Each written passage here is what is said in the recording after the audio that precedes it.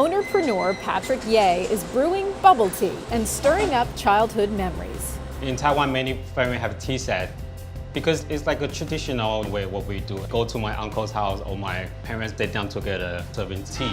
At age 10, he moved to New York City, where he's now raising his own family. His dream was to have a career that could reconnect him to his homeland. I decided to open a bubble tea shop. Black tea, oolong tea, green tea.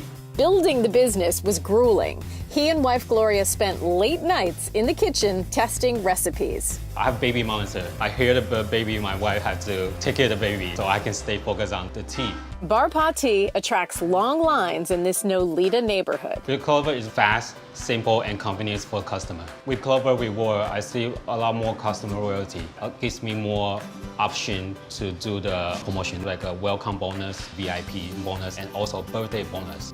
I'm Raymond, I'm the manager of Bar Pa Tea. I'm in charge of teaching the staff how to use the system. It's easy to train employees to use Clover. Patrick can even keep track of operations on the go. I love Clover's app because I can check which employee is using it and how many sales they generate in real time.